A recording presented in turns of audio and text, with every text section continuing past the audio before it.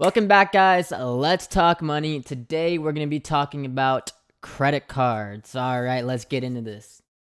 All right. So, if you guys are new to the world of credit, then you are in for a treat. We'll cover everything from the absolute basics of what is a credit card, how to use it, responsible use, and then we'll dive in deeper.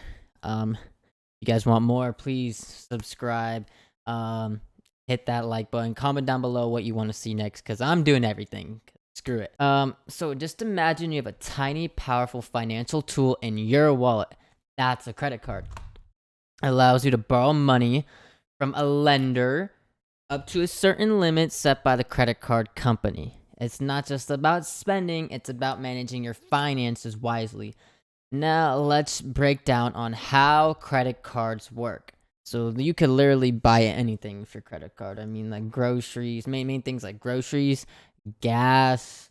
Sometimes there's other things like you could put PayPal on it and you get more stuff back. We'll get into that later.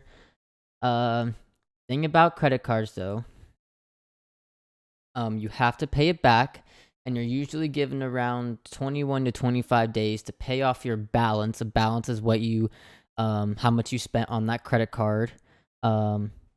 You usually have 21 to 25 days to pay off that balance without incurring any interest on it. However, if you do fail to pay it off in full, that balance, you fail to pay off that balance in full, that's when the interest kicks in. So watch out for those interest rates because they can be bad. So on the positive side, they offer incredible convenience credit cards. Just swipe or tap and boom, you're good to go.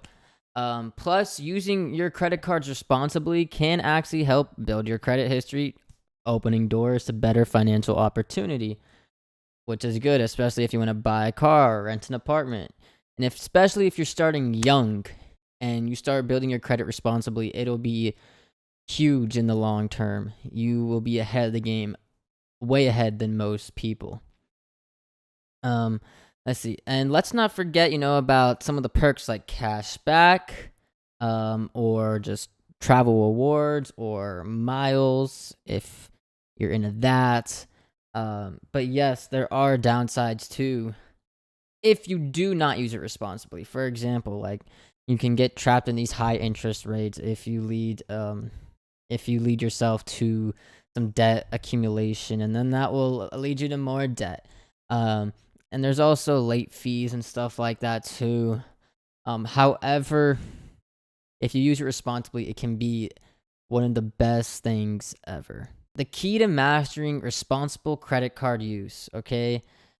For example, it's like having a superpower, okay? If, you need to use it wisely.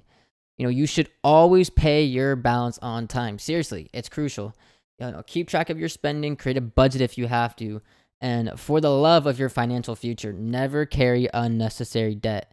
Your credit card history is like your financial report card. You want it to be perfect. You want to be stellar. You want it to impress people, impress lenders who will give you more credit to use. You always want to make sure you pay off that balance in full every time. You don't want to have a balance on your credit card to where it can lead to interest and more debt. And that will overall hurt your credit score. Your credit score is like your financial GPA.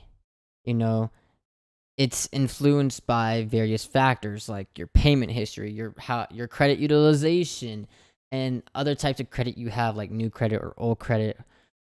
However, since it is your financial GPA, you want it to be as high as possible, as best as it can be. And now, you might have heard of a bunch of credit cards already. You might have heard like Discover or Chase or American Express or Capital One or Walmart or Walgreens, or your parents might have like Bank of America, or your friends might have something different. How do you know what the right credit card for you is? All right. Well, choosing the right credit card for you is like finding a perfect fit, There are different types out there. Reward cards gives you points for every purchase, while other cards may give you cash back or miles or whatever. But when you find a credit card for you, find something that fits your lifestyle. Also consider factors like interest rates. The lower, the better, obviously. You always want to pick rewards programs that match your lifestyle and the credit limit that actually suits you.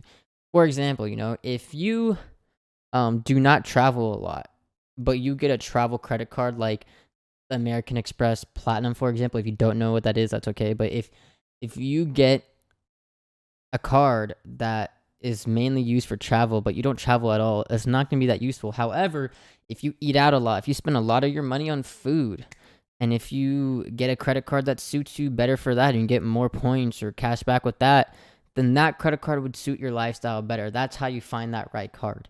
All right, I know we covered a lot in this video. Remember, responsible use is the name of the game. That's how you build your credit. That's how you take advantage of the system. You're already going to be spending this money, and it's better to spend this money and get a little bit back in return and also build your financial credit report, especially if you're watching this video in your late teens and early 20s. You want to make sure you know what responsible use is, how to abuse the system.